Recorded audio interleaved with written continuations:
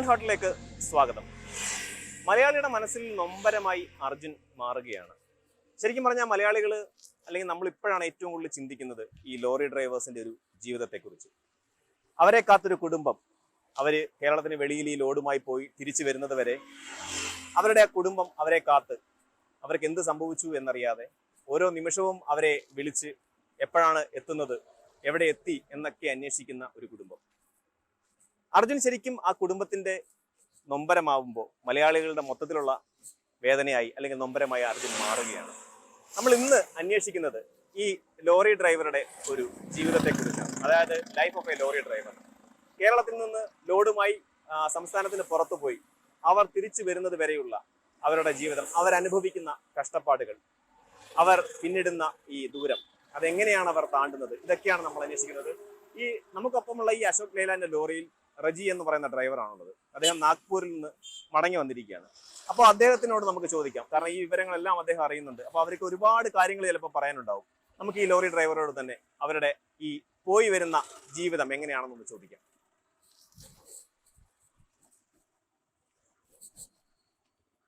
Hi ഏട്ടാ. നമസ്കാരം. നമസ്കാരം. സത്യത്തിൽ എനിക്ക് ഒരുപാട് സങ്കടമുണ്ട്. കാരണം നിങ്ങളിൽ ഒരാൾ, നിങ്ങളുടെ കൂട്ടത്തിലെ ഒരാളാണ് മലയാളികളുടെ മനസ്സിൽ ഇങ്ങനെ അത്രയ്ക്ക് നൊമ്പരമായിട്ട്, അത്രയ്ക്ക് വിഷമമായിട്ട്. കാരണം മലയാളികൾ ഒന്നടങ്കം അർജുന് വേണ്ടി കാത്തിരിക്കുകയാണ്. ശരിക്കും നമുക്കൊന്നും അറിയില്ല, അൺസർട്ടനിറ്റിയാണ്, എന്താണ് സംഭവിക്കുന്നതെന്നും നമുക്കറിയില്ല. പക്ഷേ റജി എന്ന് പറയുന്ന ഡ്രൈവർ, നിങ്ങളിപ്പോൾ നാഗ്പൂരിൽ നിന്നാണ് വന്നതെന്ന് എൻ്റെ അടുത്ത് പറഞ്ഞ്. ഈ കേരളത്തിൽ നിന്ന് നാഗ്പൂർ വരെ പോകുക എന്ന് പറയുന്നത് നിസ്സാര ദൂരമല്ല, വലിയൊരു ദൂരത്തിൽ നിന്നാണ് നിങ്ങൾ വരുന്നത്. ഞാൻ അന്വേഷിക്കുന്നത് ശരിക്കും ഒരു ലോറി ഡ്രൈവറുടെ ജീവിതത്തെക്കുറിച്ചാണ്.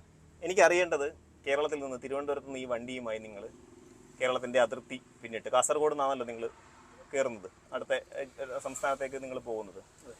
ഈ ഒരു ജീവിതം, നിങ്ങൾ കേരളത്തിൽ നിന്ന് അന്യ സംസ്ഥാനങ്ങളിൽ പോകുന്ന ആ ഒരു ജീവിതം എൻ്റെ അടുത്തൊന്ന് പറയാമോ? ഡ്രൈവർ എന്ന ഒരു പേര് തന്നെ ഇന്ന് എവിടെയും നമ്മൾ ഈ മാധ്യമത്തിൽ കൂടെ കേട്ടുകൊണ്ടിരിക്കുന്ന ഒരു സാഹചര്യം, നമ്മുടെ കൂടപ്പുറപ്പായ അർജുനൻ്റെ ഈ ഒരു അവസ്ഥ കണ്ടിട്ടാണ് ഇന്ന് ലോകത്തിലെ എല്ലാ മലയാളികളും ഏറ്റവും കൂടുതലായി ശ്രദ്ധിച്ചുകൊണ്ടിരിക്കുകയാണ്. അർജുനന് എന്ത് പറ്റും, എന്താ അവസ്ഥ, അവിടെ നടക്കുന്ന ഓരോ സ്പന്ദനങ്ങൾ. അദ്ദേഹം ഒരു ഡ്രൈവറാണ്, ഈ പറയുന്നത് ഞാനും ഒരു ഡ്രൈവറാണ്. അപ്പോൾ എനിക്ക് പൊതുവിൽ പറയാനുള്ള ഒന്ന്, ഇപ്പോൾ ഏതൊരു ജോലി ചെയ്യുന്ന ഒരു വ്യക്തിയായാലും, ഇപ്പോൾ ഒരു ഓട്ടോറിക്ഷ ഓടിക്കുന്ന ആളായാലും ഡ്രൈവറാണ്. അപ്പോൾ ഏതൊരു മേഖല, അതായത് നമ്മുടെ കേരളത്തിനകത്ത് പുറത്തുനിന്ന് പച്ചക്കറി ആയാലും പാലായാലും അരി ആഹാരങ്ങളായാലും കൊണ്ടുവരുന്നത് അവരുടെ ഒരു സേവനമാണ്. അപ്പോൾ ഈ സേവനം ചെയ്യുന്നതായ ഡ്രൈവറെ നമ്മൾ കുറച്ചുകൂടെ ഒരു വില ഉള്ളവരായിട്ട് കാണുക. പലപ്പോഴും നമ്മളെ കേരളത്തിൽ നിന്ന് പുറത്തോട്ട് നമ്മൾ പല സംസ്ഥാനങ്ങളിലും പോയാൽ നമുക്ക് കിട്ടുന്ന ഏറ്റവും വലിയൊരു പ്രതിഫലം എന്ന് പറയുന്നത് അവഗണനയാണ്. കാരണം ഒരു ഡ്രൈവറെയും ഒരിടത്തും ആരും അംഗീകരിക്കില്ല. കാരണം ഞങ്ങളും ചെയ്യുന്നത് ഒരു ജോലിയാണ്, ഒരു സേവനമാണ്. ഈ സേവനം ഞങ്ങൾക്ക് മാത്രമല്ല, ഞങ്ങളിൽ കൂടെ പല വിധമായിട്ട് എല്ലാവരുടെ അടുക്കിൽ എത്തുന്നുണ്ട്. അരിയാഹാരങ്ങളൊട്ട് ഞാൻ ഈ വാഹനത്തിൽ ഫ്രൂട്ട്സാണ് കയറ്റി വരാറുള്ളത്, ഓറഞ്ച്. അപ്പോൾ ഈ ഓറഞ്ച് ഈ നാഗ്പൂർ എന്ന സ്ഥലത്തുനിന്ന് കേരളത്തിലോട്ട് വന്ന് അത് ചെറു കടകളിലൊക്കെ എത്തിയിട്ട് എല്ലാവരുടെ ഊൺമേശകളിൽ എത്താറുണ്ട്, എല്ലാവരും നമ്മൾ കഴിക്കാറുമുണ്ട്. അപ്പോൾ ഞാൻ അടങ്ങുന്ന എല്ലാ ഡ്രൈവർ സഹോദരങ്ങളും ചെയ്യുന്നത് ഈ ജോലിയാണ്.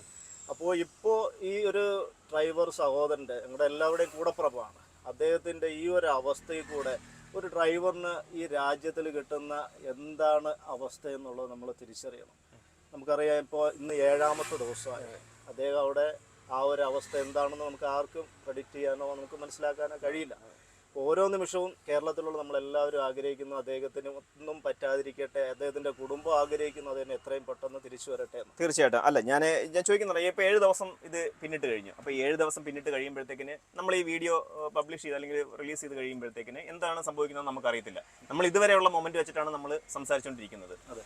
ഈ നിങ്ങൾ ഇവിടെ നിന്ന് വണ്ടിയുമായി പോകുമ്പോൾ ചിലപ്പോൾ കാലി വണ്ടിയായിട്ടായിരിക്കും ഇവിടെ നിന്ന് അങ്ങോട്ട് പോകുന്നത്, അതോ ലോഡുമായിട്ടാണ് പോകുന്നത്? എങ്ങനെ ലോഡാക്കി പോകാറുണ്ട്. അപ്പോൾ ഈ നാഗ്പൂർ നിങ്ങൾ ഓറഞ്ച് എടുക്കാൻ പോകുന്ന സമയം ഇവിടെ നിന്ന് എന്തുകൊണ്ടായിരിക്കും പോകുന്നത്? ഇവിടെ നിന്ന് എന്തെങ്കിലും ഒന്നെങ്കിലും ഇഞ്ചിയോ അതല്ലെങ്കിൽ ചില കട പാർട്ടിക്ക് അവരുടെ കാലി ട്രേ ഉണ്ടാവും, അത് കയറ്റി അവിടെ പോയി തിരിച്ചു വരികയാണ് സാധാരണ ചെയ്യാറുള്ളത്.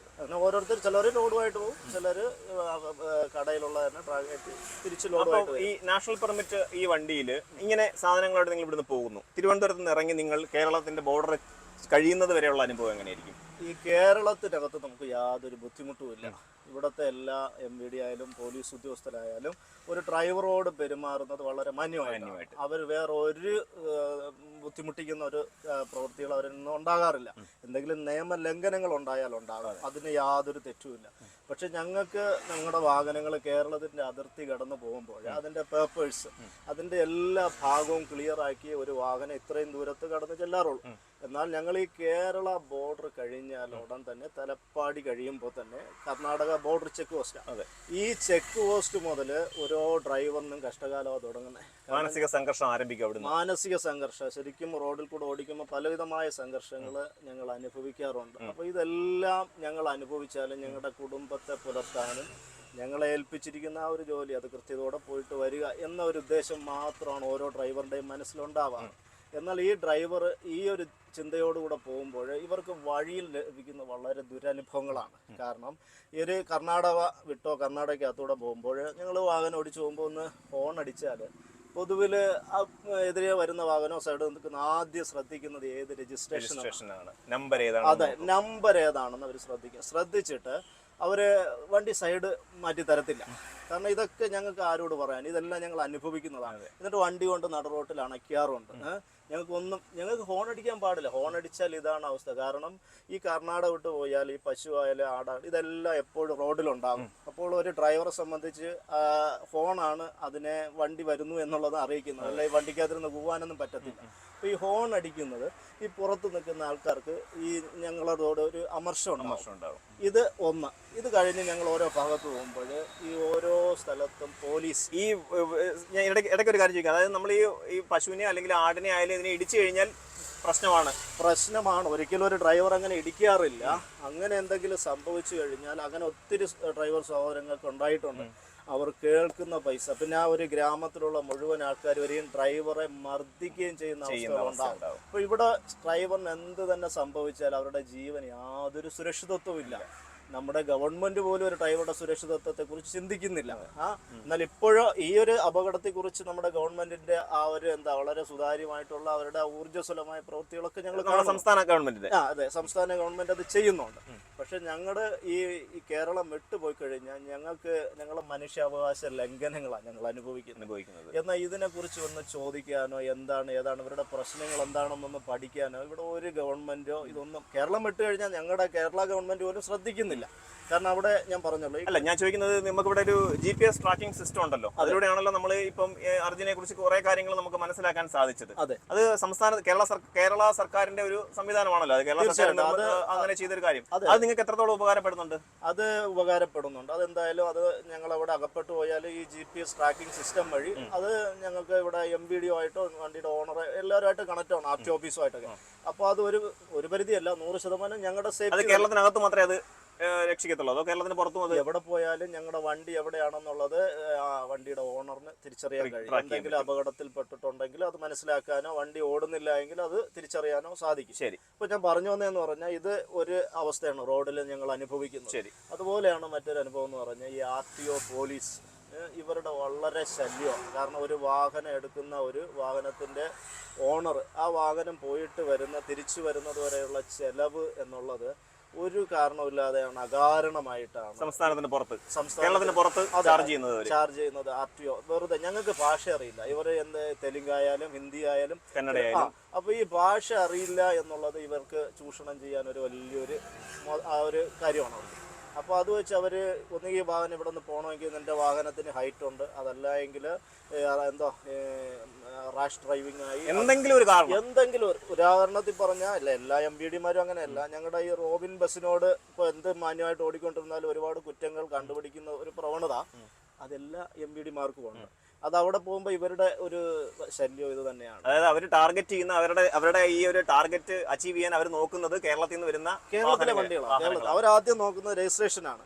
എന്നാൽ കേരളത്തിലുള്ള എന്തെങ്കിലും പറഞ്ഞ് അവരെ പേടിപ്പിക്കാറ് ഡ്രൈവർമാർ.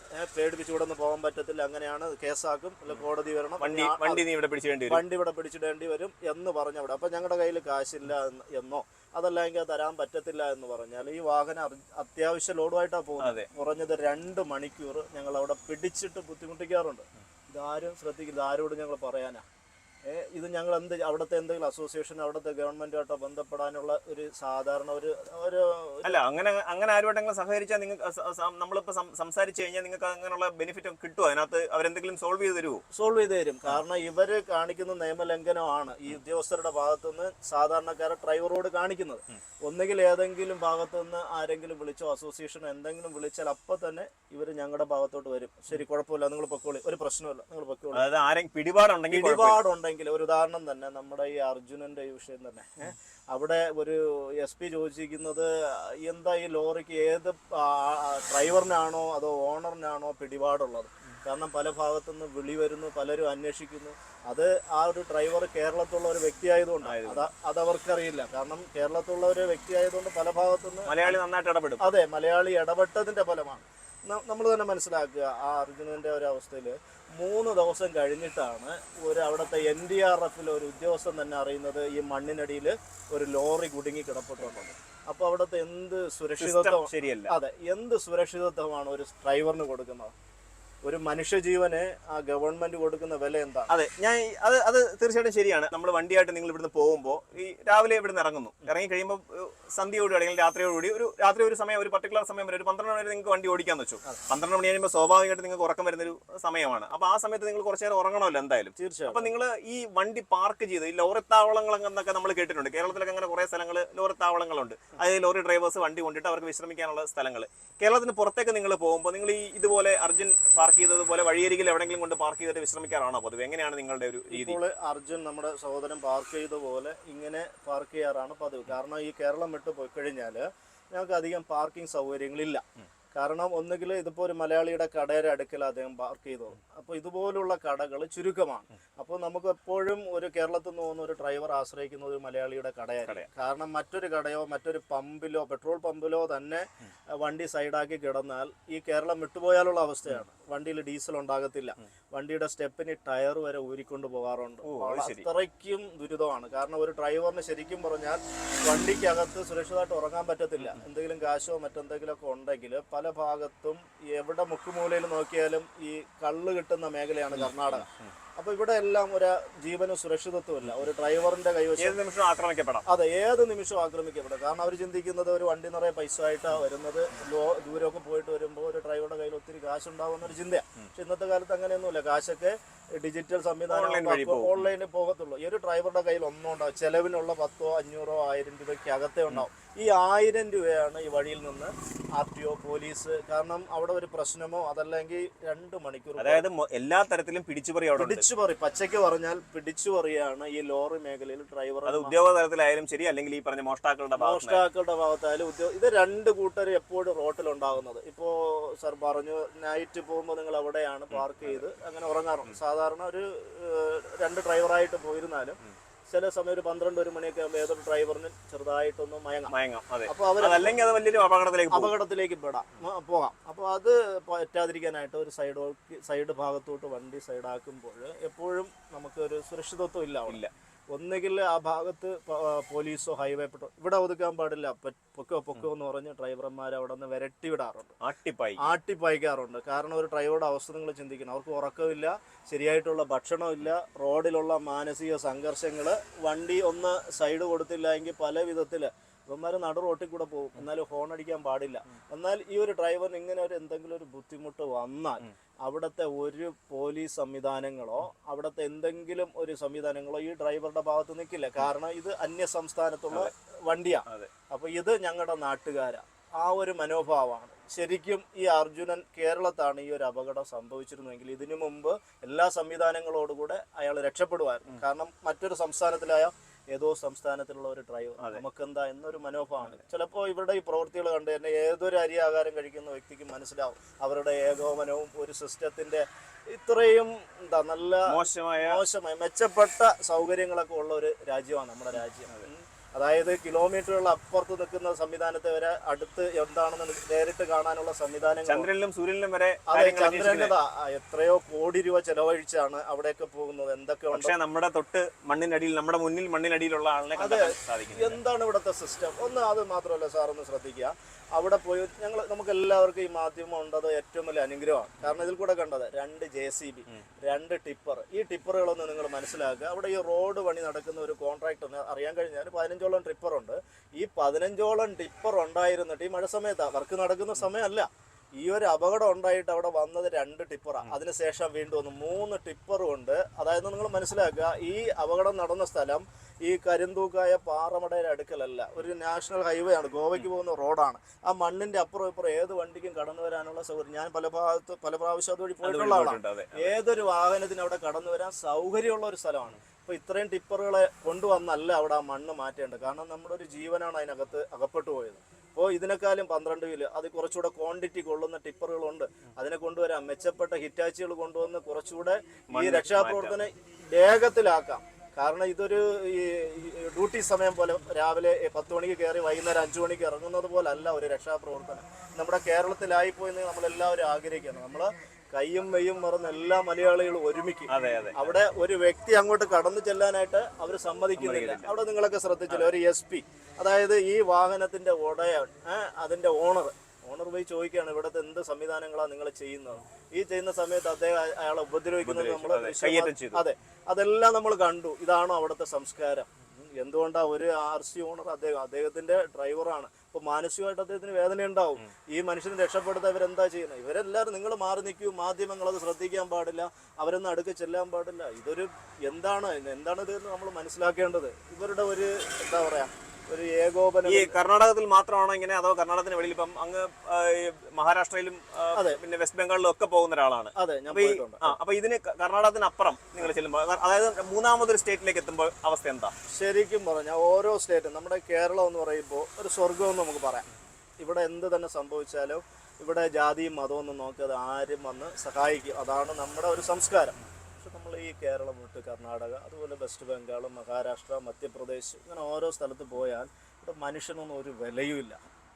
അവിടെ ഒരു ട്രക്കുമായിട്ട് ഒരു ലോറി വന്നാൽ ഒരു ശത്രുവിനെ പോലെയാണ് കാണുന്നത്. നമ്മളിപ്പോൾ ഒരു കമ്പനിയിലോട്ട് ലോഡ് ഇറക്കാനോ കയറ്റാനോ പോയാൽ ഇവിടെ ഈ ട്രക്ക് ഡ്രൈവറിന് ശരിക്കും പറഞ്ഞാൽ ഈ വാഹനം അകത്തോട്ട് കയറണമെങ്കിൽ എന്തൊക്കെയുണ്ടോ അതെല്ലാം സ്റ്റവ്, അത് ആഹാരങ്ങൾ എന്തെങ്കിലും ഉണ്ടോ അതുവരെ പുറത്ത് വെക്കുക.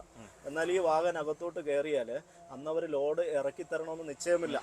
ചിലപ്പോൾ അന്ന് അല്ലെങ്കിൽ പിറ്റേ ദിവസം ഈ ഡ്രൈവർ എന്ത് കഴിക്കും എന്നിവരാരും ചിന്തിക്കത്തില്ല.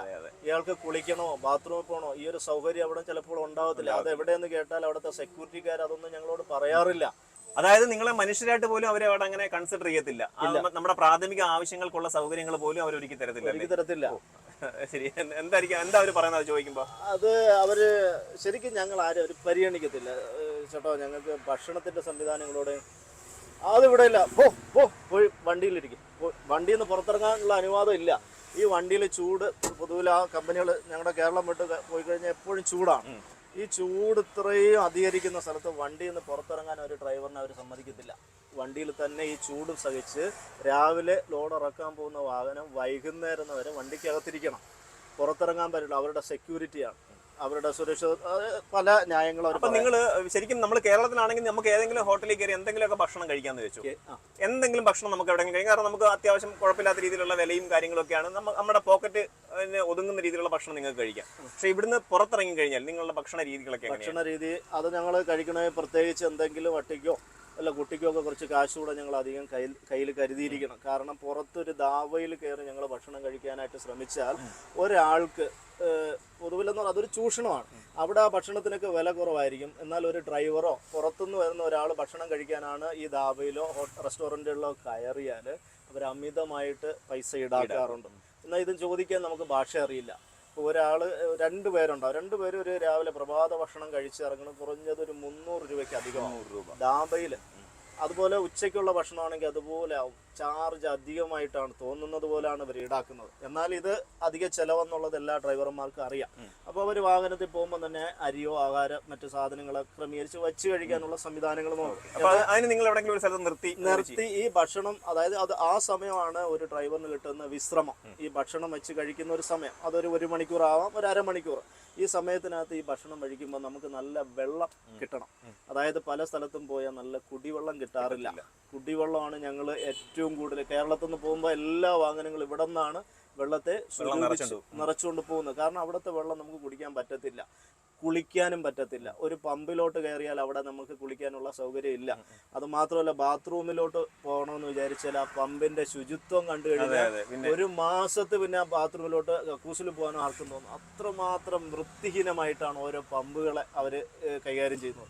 അതുപോലെ തന്നെയാണ് നമുക്ക് ഈ ടോളുകളിലൊക്കെ എത്തുമ്പോൾ ചിലപ്പോൾ നമുക്കൊന്ന് ഭക്ഷണം കഴിക്കാം, അല്ലെങ്കിൽ ഒന്ന് വിശ്രമിക്കാമെന്ന് ശ്രമിച്ച് കുളിക്കാനോ അതിനൊക്കെ അവിടെ ഒന്നും ഒരു വൃത്തിയോ ശുചിത്വമോ ഒന്നുമില്ല. ബാത്റൂമുകളൊക്കെ ഒന്നും എല്ലാം അതിൻ്റെ ഇതെല്ലാം അടിച്ചു പൊട്ടിച്ചിട്ടിരിക്കുന്ന അവസ്ഥയാണ്. എന്നാൽ ഈ ടോള് നമ്മളിൽ നിന്നൊക്കെ അധികമായിട്ട് ഈടാക്കാറുണ്ട്. ഇതൊരു യാത്ര ചെയ്യുന്ന ഒരു വാഹനത്തിന് വേണ്ടുന്ന ഒരു ഡ്രൈവറിന് കൊണ്ട ഒരു സൗകര്യം അവിടെ ഇല്ല. പലപ്പോഴും ശുചിത്വം ഇല്ല. നമുക്ക് ഒന്നും അവിടെ ഒരു എന്താ പറയുക, ഡ്രൈവറിന് ഒരു വേണ്ടുന്ന ഒരു പരിഗണന ഇവിടെ ഒരിടത്തുനിന്ന് ലഭിക്കാറില്ല. ചോദിക്കുന്നുണ്ട്, വേറെ ഒന്നും തോന്നരുത്. കാരണം പറഞ്ഞാൽ എല്ലാവർക്കും ഒരു കുടുംബമുണ്ട്.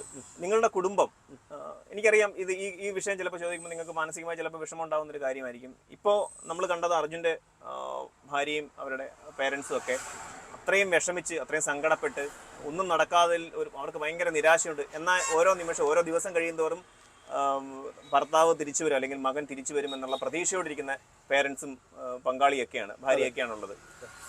നിങ്ങൾ ഇവിടുന്ന് ലോഡുമായി പോകുമ്പോൾ നിങ്ങളുടെ കുടുംബത്തിൻ്റെ ഒരു മാനസികാവസ്ഥ എങ്ങനെയായിരിക്കും? പലപ്പോഴും ഞങ്ങൾ ഇവിടുന്ന് ലോഡുമായിട്ട് പോകുമ്പോൾ ഇതിനിടയിൽ ഞങ്ങൾ അനുഭവിക്കുന്ന ഒരു ബുദ്ധിമുട്ടോ ഒരു മാനസിക സംഘർഷമോ ഞങ്ങളുടെ കുടുംബത്തിൽ അറിയിക്കാറില്ല.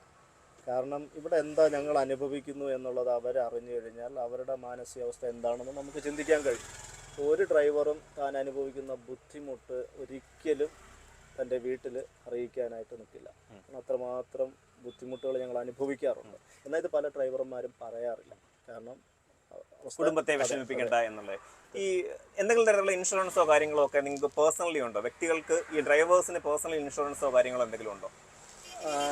നമ്മളിപ്പോൾ സാധാരണ ഒരു വണ്ടിക്ക് ഇൻഷുറൻസ് കവറേജ് എടുക്കാറുണ്ട്. അപ്പോൾ ഈ ഇൻഷുറൻസ് ഇതിലും നമുക്ക് ഓണർമാർക്കും ഡ്രൈവർമാർക്കും അധികം അറിയാത്ത ഒരുപാട് ചതിക്കുഴികൾ ഇൻഷുറൻസിലും ഉണ്ട്. ഏത് മേഖല നോക്കിയാലും എന്താ പറയുക, ഒരു ചൊല്ല് പറയുമ്പോൾ ഓണം വന്നാലും ഉണ്ണി പിറന്നാലും കോരന് കുമ്മിളിൽ തന്നെ കഞ്ഞി എന്നതുപോലെ ഒരു സാധാരണ അടിസ്ഥാന വർഗമുണ്ട്. അവർക്ക് യാതൊരു വിധമായിട്ടുള്ള നന്മയോ ബെനിഫിറ്റോ ഒന്നും ഇൻഷുറൻസ് ഇപ്പോൾ അഡീഷണലായിട്ട് ചില കമ്പനികളൊക്കെ ഇൻഷുറൻസ് ചെയ്യാറുണ്ട്. അങ്ങനെ ഇപ്പോൾ ഡ്രൈവറിന് എന്തെങ്കിലും സംഭവിച്ചാലോ വഴിക്ക് എന്തെങ്കിലും ഒരു ബുദ്ധിമുട്ട് പറ്റിയാലോ അതിന് മൾട്ടിപ്പിളായിട്ട് എന്തെങ്കിലുമൊക്കെ ഒരു പ്രീമിയം അങ്ങനെ ഒന്നും കാണാറില്ല. പരമാവധി ഇൻഷുറൻസ് പ്രീമിയം കുറച്ച് അപ്പോൾ അതിൻ്റെ ഏജൻറ്റിന് എന്തൊക്കെയാണോ ബെനിഫിറ്റ് അതിൽ കിട്ടാറുള്ളത് അതിനെയൊക്കെ ആഡ് ചെയ്ത് അങ്ങനെ ഇൻഷുറൻസ് എടുത്തു കൊടുക്കാറുണ്ട്. ഓക്കെ, ഇതല്ലാതെ നമ്മൾ ഈ പറഞ്ഞ കാര്യങ്ങളല്ലാതെ ഈ പോയിട്ട് വരുന്നത് ഇപ്പൊ വരുന്നത് നാഗ്പൂരിൽ നിന്നാണ്.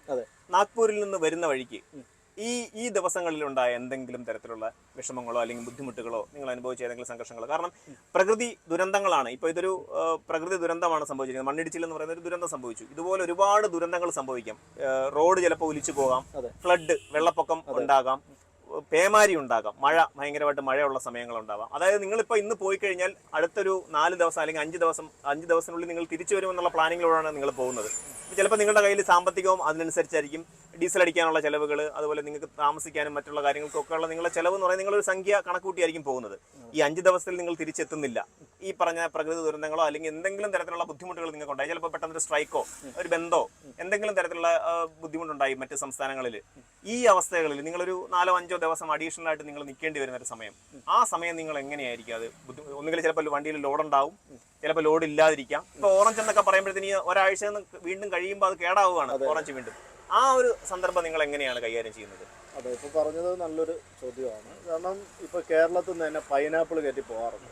അപ്പോൾ ഈ ലോഡ്, അതുപോലെ ചക്ക, മാങ്ങ, ഈ ലോഡുകളൊക്കെ ജയ്പൂർ പല ഭാഗത്തോട്ടൊക്കെ പോകാറുണ്ട്. അപ്പോൾ ഇവിടെ ഒരു കണ്ടീഷനാണ് ഈ കയറ്റി വിടുന്നവർ ഈ ലോറിക്കാരുടെ മുന്നിൽ വെക്കുന്നത്. 58 മണിക്കൂർ, 50 മണിക്കൂർ, 45 മണിക്കൂർ. അപ്പോൾ ഈ സമയം ഈ ക്രൂഷ്യലാണ്. അതെ, അത് വളരെ നിർണായകമായ ഒരു സമയമാണ്. ഈ നമുക്കറിയാം നമ്മുടെ റോഡിൻ്റെ അവസ്ഥകൾ എപ്പോഴാണ് എവിടെയാണ് ട്രാഫിക് ജാം ആവുന്നത്, പോകുന്ന വഴിക്ക് തന്നെ എവിടെയാണ് ഒരു സ്ട്രൈക്ക് നടക്കുന്നത് ആർക്കും നിർണ്ണയിക്കാൻ പറ്റില്ല. എന്നാൽ ഇപ്പോൾ എനിക്കൊരു അനുഭവം ഉണ്ടായി. ഞാനൊക്കെ വിജയവാഡയിൽ നിന്ന് നമ്മുടെ കേരളത്തിലോട്ട് വന്ന സമയത്ത് അവിടെ ഒരു കമ്പനിയുടെ ഒരു സ്ട്രൈക്ക് ഉണ്ടായി. അപ്പോൾ അനേകം വാഹനങ്ങൾ വരി പിടിച്ച് നിൽക്കുകയാണ്. ഇന്ന് രാവിലെ കൊണ്ട് തുടങ്ങിയതാണ്. എന്നാൽ അതിൻ്റെ പിറ്റേ ദിവസം 10 മണി വരെ അതിനൊരു പരിഹാരം കണ്ടില്ല. ഇത്രയും സമയം ഒരു വിജനമായ ഒരു സ്ഥലത്ത് തൊട്ടടുത്ത് കടയില്ല, മറ്റ് ഒരു സംവിധാനങ്ങളില്ല. പല സംസ്ഥാനങ്ങളിൽ നിന്ന് വരുന്ന വാഹനങ്ങൾ ഇങ്ങനെ കുരുങ്ങിക്കിടക്കുകയാണ്. എന്നാൽ ഈ ഒരു സമയത്ത് ഇങ്ങനെ ഒരു ഡ്രൈവർ അവിടെ കുറച്ച് മനുഷ്യജീവനുണ്ട് എന്ന് പറഞ്ഞ് ഏതെങ്കിലും ഒരു ഗവൺമെൻറ്റോ സന്നദ്ധ സംഘടനകളോ ഒരു ബോട്ടിൽ വെള്ളം പോലും തരത്തില്ല, ഈ ഡ്രൈവറിന് കൊടുക്കാം എന്നൊരു മനോഭാവം ആർക്കും ഉണ്ടാവില്ല. എന്നാൽ നമ്മുടെ കേരളത്തെക്കുറിച്ച് പറയട്ടെ, ഇങ്ങനെ ഒരു അവസ്ഥയാണെങ്കിൽ ഏത് ഭാഗത്തു നിന്നും ഒരു ഡ്രൈവറിനെ സഹായിക്കാൻ, ഒരു വണ്ടി ഒന്ന് കുടുങ്ങിയാൽ അപ്പോൾ തന്നെ ഓടിച്ചെന്ന് ടയർ മാറ്റി കൊടുക്കാനുള്ള ഒരു മനസ്സ് കേരളത്തിലുള്ള. കഴിഞ്ഞ ദിവസങ്ങളിൽ നമ്മുടെ ഒരു ഫോട്ടോ ഇങ്ങനെ കണ്ടിരുന്നു. ഇങ്ങനെ കൊട പിടിച്ചു കൊടുക്കുന്ന ഒരു പിന്നെ ടയർ മാറ്റുന്ന ഒരു ഡ്രൈവറിന് കൊട പിടിച്ചു കൊടുക്കുന്ന ഞാൻ തൃശ്ശൂർ ആ ഒരു സ്ഥലത്ത് വെച്ച് എൻ്റെ വണ്ടി ഇങ്ങനെ ടയർ പഞ്ചറായപ്പോൾ എനിക്ക് ഒറ്റയ്ക്ക്, എനിക്ക് അതിനെക്കുറിച്ചുള്ള വലിയ ഗ്രാഹ്യമൊന്നും അന്നില്ല. അപ്പോൾ അവിടുത്തെ ഈ ബസ് ഓടിക്കുന്ന കുറച്ച് ചേട്ടന്മാർ അവരെല്ലാവരും ഓടി വന്ന് ഒരു പെട്ടെന്ന്, അതൊക്കെയാണ് ഇവിടുത്തെ ഒരു മനസ്സ് ആൾക്കാർ. ഞാൻ മനസ്സിലാക്കിയത് ഇത് എന്നാൽ നമ്മൾ ഈ കേരളം വിട്ടു പോയി കഴിഞ്ഞാൽ ഈ റോഡിലെ വഴി ഒരു അപകടം തന്നെ സംഭവിച്ചു. ശരിക്കും പറയട്ടെ, വേദനയോട് പറയാം, തിരിഞ്ഞു നോക്കാറില്ല അവിടുത്തെ മനുഷ്യർ. എന്ത് മനുഷ്യരാണെന്ന് അറിയില്ല. എന്നാൽ എന്തെങ്കിലും ഒരു അപകടം സംഭവിച്ചു തിരിഞ്ഞു നോക്കാറില്ല. ഞാൻ പറഞ്ഞല്ലോ, വഴിയിൽ ആ സ്ട്രൈക്കാണ് ഉണ്ടായത്. ഈ ഒരു ദിവസവും 1.5 ദിവസത്തോളം അവിടെ വണ്ടിക്കാർ കുടുങ്ങിക്കിടക്കുകയാണ്. ഇതിൽ ചില വണ്ടികളിൽ ഭക്ഷണം പാകം ചെയ്യാനുള്ള സംവിധാനം ഉണ്ടാകാറില്ല, അടുത്ത് ഭക്ഷണം കഴിക്കാനുള്ള സംവിധാനങ്ങളില്ല. എന്നാൽ ആ ഒരു അവസ്ഥ ഇത് ആരും അറിഞ്ഞിട്ടല്ല, യാദൃശ്ചികമായിട്ട് സംഭവിക്കുന്നു. നിങ്ങളുടെ കുറ്റം കൊണ്ടുമല്ല, നമ്മുടെ കുറ്റം കൊണ്ടുമല്ല. എന്നാൽ ആരും തിരിഞ്ഞു നോക്കാറില്ല. ഇതൊക്കെയാണ് ഈ ഡ്രൈവർ അനുഭവിക്കുന്നതായ മാനസിക ബുദ്ധിമുട്ട്. മറ്റുള്ള ഈ പറഞ്ഞ പോലുള്ള പെട്ടെന്നൊരു ഫ്ലഡ് വന്നു, വെള്ളപ്പൊക്കം വന്നു, ആ സാഹചര്യത്തിൽ നിങ്ങൾ വണ്ടി എവിടെങ്കിലും കുടുങ്ങി പോവാണ്, അതായത് വണ്ടി അവിടുന്ന് അനക്കാൻ പറ്റില്ല. ഈ നിങ്ങൾ 48 അല്ലെങ്കിൽ 50 മണിക്കൂറിനുള്ളിൽ അത് എത്തിക്കുക എന്നുള്ള നിങ്ങളുടെ ആ സമയം അവിടെ തീർന്നു. അതായത് ഈ ലോഡ് വീണ്ടും വേസ്റ്റ് ആയിക്കൊണ്ടിരിക്കുകയാണ്. അപ്പോഴവിടെയും നമ്മൾ നല്ലൊരു ചോദ്യമാണ്, ഈ എമർജൻസി ആയിട്ട് ടൈമിങ്ങിൽ എത്തിക്കേണ്ട ലോഡുകളാണ്. ഇങ്ങനെ യാദൃച്ഛികമായിട്ടൊരു സംഭവം ഉണ്ടായി കഴിഞ്ഞാൽ ഈ ലോഡ് പോകുന്ന ആ വാഹനത്തിൻ്റെ ഉടമയ്ക്കും ഡ്രൈവറിനും യാതൊരുവിധമായ വാടകയും കിട്ടാറില്ല. കാരണം ഈ സമയം താമസിച്ചു പോയാൽ ഈ സാധനത്തിന് എന്തെങ്കിലും കേടുപാടുകൾ സംഭവിച്ചാൽ വണ്ടി വാടക ഇല്ലെന്ന് കരുതിയാൽ മതി. ഇതിങ്ങനെ ഈ വഴിയിൽ ഈ ബുദ്ധിമുട്ട് ഉണ്ടാകുമെന്നൊരു മുന്നറിവ് കിട്ടിയിട്ടല്ല ഡ്രൈവർമാരായി ഞങ്ങൾ ഈ വാഹനമായിട്ട് പോകുന്നത്. വഴിയിൽ ഈ ബുദ്ധിമുട്ടുണ്ടാകുമ്പോൾ മൊത്തത്തിൽ ഞങ്ങളുടെ എല്ലാ കണക്കൂട്ടലുകളും തെറ്റുകയാണ്. ഒരു മാനസിക സംഘർഷം ഉണ്ടാവും. ഇവിടെ കയറ്റിവിട്ട ഈ പാർട്ടി വിളിക്കാറുണ്ട്, എത്തിക്കേണ്ട സ്ഥലത്തുനിന്ന് എവിടെ എത്തി, വണ്ടി എവിടെയായി, ഈ ചോദ്യങ്ങൾ മാത്രമാണ് ഉണ്ടാകുന്നത്. നല്ലതൊരു മനുഷ്യജീവനാണ്. ഈ വാഹനത്തെയും കൊണ്ട് ഈ തിരക്കിനിടയിൽ കൂടെ സഞ്ചരിച്ചെത്താനുള്ള ഒരു സമയം അവർക്ക് വേണം എന്നിവരാരും ചിന്തിക്കാറില്ല. അപ്പോൾ അവിടെ എത്തുമ്പോൾ സമയം കുറച്ച് വൈകിപ്പോയി, വാടക പകുതിയാക്കും, വാടക കിട്ടാറില്ല. അത് ശരി. അങ്ങനെ എത്രയോ സംഭവങ്ങൾ. ഈ സാധനത്തിന് എന്തെങ്കിലും കേടുപാടുകൾ അവർ പറയുന്നതാണ് നിയമം. അവിടെ നിന്ന് വാടക, പിന്നെ ഞങ്ങൾ അവിടെ സഹായിക്കാനോ ഓരോരുത്തരും ഉണ്ടാവത്തില്ല. എന്ത് തന്നെ വന്നാലും ഞങ്ങൾ അനുഭവിച്ചു വേണം. ഇവിടെ നമ്മുടെ ഗവൺമെൻറ് ആയാലും അല്ല ഏതൊരു ഗവൺമെൻറ്, നമ്മുടെ ടാക്സ്, അതായത് ഈ വാഹനത്തിൽ തന്നെ ഒരു ഡീസൽ ഒരു വരുമാനം, ഞാൻ പറയാം, ഒരു 1 ലക്ഷം രൂപയുടെ വരുമാനം നമുക്ക് ഒരു ഓട്ടത്തിന് ഒരു ലോഡിന് കിട്ടിയെന്നിരിക്കട്ടെ, അതിൽ 90% പോകുന്നത് ഇന്ധനത്തിൻ്റെ ഒരു ചെലവിനാണ്. അതിൻ്റെ ഒരു 5% പോകുന്നത് അതിൻ്റെ ടോളാണ്, വഴിച്ചെലവ്, പോലീസ് RTO. ഏതാണ് ഈ മേഖല തകർന്ന് തരിപ്പണമായി പോയിക്കൊണ്ടിരിക്കുകയാണ്. ഇതിവിടുത്തെ ഗവൺമെൻറ് ശ്രദ്ധിക്കുന്നില്ല. അവർക്ക് എന്താ വേണ്ടത്? അവർക്കവരുടെ ടാക്സ്, വർഷത്തെ CFൻ്റെ ഫീസ്, ഇതൊക്കെ മാത്രം മതി. എന്നാൽ ഈ മേഖല അനുഭവിക്കുന്ന ഒരു ദുരിതമുണ്ട്. ഇത് ചോദിക്കാനോ അന്വേഷിക്കാനോ ഈ മേഖല എന്താണെന്നൊന്ന് തിരിഞ്ഞു നോക്കാനോ ആരുമില്ല. അതായത് ഈ അർജുന്റെ ഒരു വിഷയം കഴിഞ്ഞ് ഒരു 10 ദിവസം കഴിഞ്ഞാൽ വീണ്ടും ഇതെല്ലാം പഴയപടിയിലേക്ക്. അല്ല, ഞാൻ പറയാം, ഇപ്പൊ സാറ് പറഞ്ഞത് ശരിയാണ്. ഇപ്പൊ ഈ അർജുന്റെ വിഷയം ഇന്ന് കേരള മനസാക്ഷി എല്ലാവരും ശ്രദ്ധിക്കുന്നു. ഇതിപ്പോ നാളെ അർജുനെ നമുക്ക് ജീവനോടെ കിട്ടി, ഇത് കഴിഞ്ഞ അർജുനെ അവിടെ മറക്കുകയാണ്. പിന്നെ ഈ സംഭവങ്ങളോ ഇതിന്റെ പിന്നിലുള്ള യാതൊരു, ചിലരുടെ പോരായ്മകൾ ഇവിടെ ഉണ്ടായിട്ടുണ്ട്, അതൊന്നും വെളിച്ചത്ത് വരില്ല. ചിലരുടെ അനാസ്ഥ ഉണ്ടായിട്ടുണ്ട്, അത് വെളിയിൽ വരത്തില്ല. ഒരു ഉദാഹരണം പറഞ്ഞാൽ നമ്മുടെ തിരുവനന്തപുരത്തെ ഈ ജോയിയുടെ ഒരു അവസ്ഥ. അത് പിറ്റേ ദിവസം ജോയിയെ കിട്ടിക്കഴിഞ്ഞപ്പോൾ എല്ലാ വിഷയം അവിടെ പോയി, അവിടെ മറന്നു. അതുപോലെ താനൂര് ഒരു ബോട്ട് അപകടം ഉണ്ടായി, 11ഓളം പേര് മരണപ്പെട്ടു. അപ്പോൾ അത് അപകടത്തിന് ഉണ്ടായതിനു മുമ്പ് ഈ ഇതിന്റെ ഫിറ്റ്നസ് ഇല്ല, പല നിയമലംഘനങ്ങളും കണ്ടെത്തി. എന്നാൽ അതിനുശേഷം എന്ത് സംഭവിച്ചെന്ന് കേരളത്തിലെ ജനങ്ങൾ ആരും അറിഞ്ഞിട്ടില്ല. ഇതാണ് ഓരോ സിസ്റ്റങ്ങൾ. അത് എന്താ പറയുക, കർണാടക മറ്റു ഈ സംസ്ഥാന മറ്റുള്ള സംസ്ഥാനങ്ങളിൽ നിന്ന് ഇങ്ങോട്ട് വരുന്ന വണ്ടികൾ, അതായത് ഈ പറഞ്ഞ നാഗാലാൻഡിൽ നിന്നുള്ള ഉൾപ്പെടെയുള്ള വണ്ടികൾ ഇവിടെ കേരളത്തിൽ വരാറുണ്ട്. ആ ഡ്രൈവേഴ്സ് ഇവിടെ വരുമ്പോൾ അവർക്ക് ഈ പറയുന്ന നമ്മൾ മറ്റൊരു സംസ്ഥാനത്തിലേക്ക് പോകുന്ന അതേ അനുഭവമായിരിക്കും അവർക്ക് ഇവിടെ ഉണ്ടാവുന്നത്? ഒരിക്കലും ഉണ്ടാകത്തില്ല. നിങ്ങളത് മറ്റു സംസ്ഥാനത്തിലുള്ള ഒരു ഡ്രൈവറോട് ചോദിക്കുക. ഏതൊരു ഡ്രൈവറും പറഞ്ഞു കേട്ടു കേരളത്തിൽ ലോഡ് എടുത്ത് വരാൻ അവർക്ക് സന്തോഷം. കാരണം ഇവിടെ ഒരു MVD വഴിയിൽ തടഞ്ഞു നിർത്തി അവരെ മാനസികമായിട്ട് ഹരാസ് ചെയ്യത്തില്ല. ഇവിടെ ഒരു പോലീസ് ഉദ്യോഗസ്ഥർ അകാരണമായിട്ട് അവരെ തടഞ്ഞു നിർത്തി ഫൈൻ ഈടാക്കാറില്ല. അവർക്ക് അതായത് ഏതെങ്കിലും ഒരു സ്ഥലത്ത് അവരറിയാതെ മാറി കയറിപ്പോയി, അപ്പോൾ ആ ഡ്രൈവറിനെ അവിടെ പിടിച്ചു നിർത്തി അറസ്റ്റ് ചെയ്ത് പോലീസ് സ്റ്റേഷനിൽ കൊണ്ടുപോകാറില്ല. എന്നാൽ നമ്മൾ അനുഭവിക്കുന്ന ഒരു ബുദ്ധിമുട്ടുണ്ട്. നമ്മൾ കേരളം വിട്ട് ഏതൊരു സംസ്ഥാനത്തിൽ ചെന്നാലും നോ എൻട്രി ഒന്നും അല്ല. ഞാൻ ചോദിക്കുന്ന ഈ ഡ്രൈവേഴ്സ് നമ്മൾ, അതായത് ഇപ്പൊ കർണാടകത്തിൽ പോകാന്ന് വെച്ചു, അപ്പൊ കർണാടകത്തിലുള്ള ഒരു ട്രക്ക് ഡ്രൈവർ അല്ലെങ്കിൽ ഒരു ലോറി ഡ്രൈവർ ഇങ്ങനെയുള്ള സിറ്റുവേഷനിൽ നിങ്ങളെ ഏതെങ്കിലും തരത്തിൽ സഹായിക്കാറുണ്ടോ? ചില അങ്ങനെ സഹായങ്ങൾ കിട്ടാറുണ്ട്. ഒരു ഡ്രൈവർ എപ്പോഴും അവർ അനുഭവിക്കുന്ന ഒരു മാനസികാവസ്ഥ വെച്ച് മറ്റൊരു ഡ്രൈവറെ ഒരിക്കലും അവരുടെ ബുദ്ധിമുട്ട് കാണാതെ പോകത്തില്ല. ഏതൊരു ഇപ്പൊ തമിഴ്നാട് ഈ പറഞ്ഞ പോലെ അവർക്കൊക്കെ ഈ സമയത്തിന്റെ ഒരു പ്രശ്നം എല്ലാവർക്കും ഉണ്ട്. തമിഴ്നാട്ടിലെ ഡ്രൈവർമാർ പ്രത്യേകിച്ച് മനസാക്ഷിയുള്ളവരാണ്. അവര് ഏത് സ്ഥലത്ത് നമ്മൾ പോയാലും ഒരു TN വണ്ടിയെ നമുക്ക് അവിടെ കാണാൻ കഴിയും. നമുക്കിപ്പോൾ റൂട്ട് അറിയാത്ത ഒരു സ്ഥലത്തൂടാണ് നമ്മൾ പോകുന്നതെങ്കിൽ ഒരു TN വണ്ടി ഉണ്ടെങ്കിൽ അവർ നമ്മുടെ മുമ്പ് വിട്ട് പുറകിലാക്കി അവരെ കൊണ്ട് സേഫായിട്ട് അവിടെ എത്തിക്കും. അവരുടെ ഭാഷയെങ്കിലും നമുക്ക് മനസ്സിലാവും. ഭക്ഷണം അവർ കയ്യിലുണ്ടെങ്കിൽ നമുക്ക് തരാറുണ്ട്. അവർ നല്ല സുരക്ഷിതത്തോടെ. അത് തമിഴ്നാട് ഡ്രൈവറാണ്. പക്ഷെ ഞാൻ പറയട്ടെ, ഈ കർണാടക കുഴപ്പമില്ല, ചില നല്ല ഡ്രൈവർമാരുണ്ട്. ചിലര് മറ്റ് സംസ്ഥാനങ്ങളിലാകുമ്പോൾ ഭാഷയുടെ ഒരു ബുദ്ധിമുട്ട് കൊണ്ടാണ്. എല്ലാവരുടെയും മനസ്സിൽ നന്മയുണ്ട്, പക്ഷെ എല്ലാവർക്കും വന്ന് കമ്മ്യൂണിക്കേറ്റ് ചെയ്യാൻ പറ്റത്തില്ല. അതുകൊണ്ട് ഒരു ബുദ്ധിമുട്ട് അതിൽ കാരണം ഇവർ വന്ന് ചിലപ്പോൾ ഉദ്യോഗസ്ഥർ ഇവർക്ക് നേരെ തിരിയാൻ സാധ്യതയുണ്ട്. എന്തെങ്കിലും ഒരു സഹായമാണ് ചെയ്യുന്നതെങ്കിൽ അവിടുത്തെ ഈ സഹായം ചെയ്യാൻ പോയവന്റെ പേരിൽ കേസ് എടുക്കുന്ന നിയമങ്ങളാണ് ഇവിടെ നമ്മുടെ രാജ്യത്തുള്ളത്. അതുകൊണ്ട് ബുദ്ധിമുട്ടുകളാണ്. പലരും എനിക്കെന്താ എന്നുള്ള ചിന്തയോടുകൂടെ പോകാറുള്ളതാണ്. അപ്പൊ ഞാൻ നേരത്തെ ചോദിച്ചതെന്ന് പറഞ്ഞാൽ ഒരു 5 ദിവസം നിങ്ങൾ അഡീഷണൽ താമസിക്കേണ്ടി വരുന്ന ഒരു അവസ്ഥ ഉണ്ടാവുന്നു. അതായത് ഇങ്ങനെയുള്ള എന്തെങ്കിലും നാച്ചുറൽ കലാമിറ്റി അല്ലെങ്കിൽ എന്തെങ്കിലും വിഷയങ്ങളുമായിട്ട് ബന്ധപ്പെട്ട് നിങ്ങൾ 5 ദിവസം അഡീഷണൽ താമസിക്കേണ്ട ഒരു അവസ്ഥ വന്നാൽ പിന്നെ നിങ്ങൾ തിരിച്ചു വരുന്നവരെയുള്ള നിങ്ങളുടെ ആ ഒരു മനസ്സ് എങ്ങനെയായിരിക്കും? മനസ്സ് ശരിക്കും അത് പറഞ്ഞ് അറിയിക്കാൻ പറ്റാത്ത വിധത്തിൽ നമുക്കൊരു ശോകം, ഒരു നിരാശ ഉണ്ടാവും. കാരണം ഈ 5 ദിവസവും നമ്മൾ ഭാഷ അറിയാത്തൊരു സ്ഥലത്ത് നമ്മൾ പെട്ടുപോയ ഒരവസ്ഥയാണ്. അപ്പോൾ നമുക്ക് അവിടെ മറ്റാരുമില്ല, വാഹനവും നമ്മൾ മാത്രമേ ഉണ്ടാവും. ഇപ്പോൾ സപ്പോസ് കുടുംബമായിട്ട് കമ്മ്യൂണിക്കേറ്റ് ചെയ്യാൻ പറ്റാത്തൊരവസ്ഥ വരുന്നു, അങ്ങനെ ഉണ്ടാവും. ഒരുപക്ഷെ ചിലപ്പോൾ ചില സ്ഥലങ്ങളിൽ റേഞ്ച് കിട്ടാറില്ല. അപ്പോൾ വീട്ടിൽ വിളിക്കാനോ അവരോട് സംസാരിക്കാനോ ഒന്നും പറ്റാത്ത സാഹചര്യങ്ങൾ ഉണ്ടാവാറുണ്ട്. ചിലയിടത്ത് റോഡ് ബ്ലോക്ക് ചെയ്യാറുണ്ട് ദിവസങ്ങളോളം. അതല്ല എങ്കിൽ ചില സ്ഥലങ്ങൾ, ഉദാഹരണത്തിന് ഈ മൈസൂർ അടുക്കലായിട്ട് ഏറ്റവും അടുത്തായിട്ടാണ്. അപ്പോൾ മൈസൂർ ഒരു മന്ത്രി കടന്നു പോകുന്ന ഒരു പരിപാടിയാണ്. മണിക്കൂറുകളോളം ലോറികളെ മാത്രം ബ്ലോക്ക് ചെയ്ത് ഒരു പെരുവെയിലത്ത് മണിക്കൂറുകളോളം ഇട്ടിരുന്ന് ബുദ്ധിമുട്ടിക്കുകയാണ്. കാരണം അവർക്ക് പോകാനുള്ള എല്ലാ സംവിധാനങ്ങളും ഉണ്ട്. എന്നാൽ മറ്റുള്ള ചെറുവാഹനങ്ങളും മറ്റു വാഹനങ്ങളൊക്കെ പോകുന്നുണ്ട്. എന്നാൽ ലോറിക്കാരെ മാത്രം, ഏതൊരു നാട്ടിൽ പോയാലും ആദ്യം വലിയ വാഹനങ്ങൾക്കാണ് ഒരു പരിഗണനയും കിട്ടാത്തത്. കാരണം ഏറ്റവും കൂടുതൽ ചൂഷണം അനുഭവിക്കുന്നതും ഈ മേഖലയിലുള്ള ഞങ്ങളൊക്കെ തന്നെയാണ്. പക്ഷേ ഇതാരും പുറം ലോകം അറിയാറില്ല, ഇവരനുഭവിക്കുന്ന മാനസിക ബുദ്ധിമുട്ട് എന്താണ്. അങ്ങനെയും ചോദിക്കാറുണ്ട്. ഇപ്പോൾ ഞാൻ മറ്റുള്ള പണിക്ക് പോയി കഴിഞ്ഞാൽ ഈ പണി ചെയ്യാൻ ആളുണ്ടാവില്ല. ഈ പണി ചെയ്യാൻ ആളുണ്ട്. ഞാൻ ആദ്യം പറഞ്ഞുള്ളൂ, ഏതൊരു ജോലി ചെയ്യാനും. അപ്പോൾ ഒരു പാല് കൊണ്ടുവരുന്ന വണ്ടി, അതൊരു ഡ്രൈവർ ഉള്ളത് കൊണ്ടാണ് ഞങ്ങൾക്ക് പാല് സമയത്തിന് ഞങ്ങളുടെ വീടുകളിൽ എത്തുന്നത്. പച്ചക്കറി തമിഴ്നാട്ടിൽ നിന്ന് ഒരു ഡ്രൈവറല്ലേ കേരളത്തിൽ കൊണ്ടുവരുന്നത്. അതുപോലെ അരി ആഹാരങ്ങൾ ആന്ധ്രയിൽ നിന്നും കർണാടകയിൽ നിന്നും മഹാരാഷ്ട്രയിൽ നിന്നും പല വ്യഞ്ജന സാധനങ്ങളൊക്കെ നമ്മുടെ കേരളത്തിൽ. ഇവിടെ നമുക്ക് എന്താ ഉള്ളത്? കുറച്ച് റബ്ബറും പിന്നെ എന്താ ഉള്ളത്? ഇതൊക്കെ തന്നെയാണ് നമ്മുടെ നാട്ടിലുള്ളത്. എല്ലാം നമ്മുടെ കേരളത്തിൽ മറ്റ് സംസ്ഥാനങ്ങളിൽ പോയി നമ്മുടെ ഡ്രൈവർ സഹോദരങ്ങൾ കൊണ്ടുവരുന്നത് കൊണ്ടാണ് നമുക്കത് ഭക്ഷിക്കാൻ കിട്ടും. പക്ഷേ ആ പരിഗണന നമുക്ക് കിട്ടാറില്ല. ആ പരിഗണന നമുക്ക് കിട്ടാറില്ല. ഒരു ചോദ്യം കൂടെ, നമ്മൾ ഈ വണ്ടിയായിട്ട് ഇങ്ങനെ പോകുമ്പം എപ്പോൾ വേണമെങ്കിലും സംഭവിക്കാവുന്ന, അപ്രതീക്ഷിതമായി സംഭവിക്കാവുന്ന ഒരു കാര്യമാണ് ആക്സിഡന്റുകൾ എന്ന് പറയുന്നത്. വണ്ടിക്ക് ചിലപ്പോൾ എന്തെങ്കിലും സംഭവിക്കുക, ആക്സിലുമായിട്ട് ബന്ധപ്പെട്ട് വണ്ടിയുടെ ആക്സിൽ ഒടിയുക, അങ്ങനെയൊക്കെയുള്ള ഒരുപാട് പ്രശ്നങ്ങൾ പലപ്പോഴും ഞാൻ പത്രങ്ങളിലൊക്കെ വായിച്ചിട്ടുണ്ട്. അങ്ങനെ ഒരു സംഭവം ഉണ്ടാവുന്നു.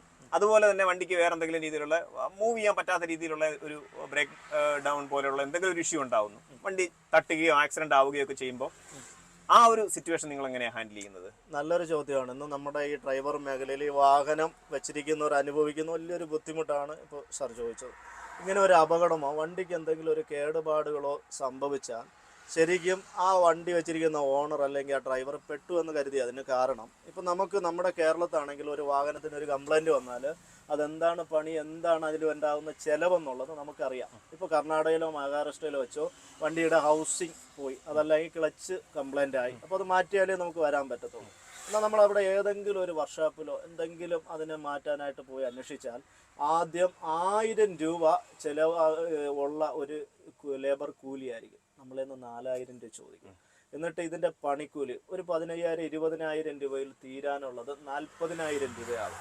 കാരണം ഏറ്റവും കൂടുതൽ ചൂഷണം ചെയ്യുന്നത് വർക്ക്ഷോപ്പുകളിലാണ്. കാരണം ഇതിന് നമുക്കൊരു സുരക്ഷിതത്വമില്ല. കാരണം നമുക്ക് മറ്റൊന്നും ചെയ്യാതെ അവിടെ. ഞാൻ ചോദിക്കുന്നത്, അപ്പൊ നിങ്ങൾ ലൈലാൻഡ് വണ്ടിയായിട്ടാണ് പോകുന്നത്, അപ്പൊ ഈ ലൈലാൻഡിന്റെ ഷോറൂമുകളായിട്ട് ബന്ധപ്പെട്ട് അല്ലെങ്കിൽ അവരുടെ സർവീസ് സ്റ്റേഷനുമായിട്ട് ബന്ധപ്പെട്ട് നിങ്ങൾക്ക് ഇത് ചെയ്യാൻ പറ്റത്തില്ലേ? ചെയ്യാനായിട്ട് ചിലപ്പോൾ ഞങ്ങൾക്ക് ഈ വണ്ടി കംപ്ലൈന്റ് ആകുന്ന സ്ഥലത്ത് തന്നെ റിമോട്ട് ഏരിയ ആയിരിക്കാം. അതെ, ഒരു ഉൾവനമായിരിക്കാം, അതല്ലെങ്കിൽ അവിടെ മറ്റിവർക്കൊന്നും ഇവരുടെ ആക്സസ് ഇല്ലാത്ത സ്ഥലങ്ങളായിരിക്കും. അപ്പോൾ നമ്മൾ ആശ്രയിക്കുന്ന ഏറ്റവും തൊട്ടടുത്തുള്ള വർക്ക്ഷോപ്പിനെ. അപ്പോൾ ഈ വർക്ക്ഷോപ്പിലേക്ക് പോകുമ്പോൾ അപ്പോൾ തന്നെ നമ്മൾ ചൂഷണമാണ്. ഇതിന് ഒരിടത്തുമില്ലാത്ത ചാർജ് പറയുന്നു. പിന്നെ വില, ഒരു ക്ലച്ചിൻ്റെ വില ഇവിടെ എന്താണെന്നുള്ളത് നമുക്കറിയാം, അവിടെ അവന് ഇരട്ടി വിലയാണ്.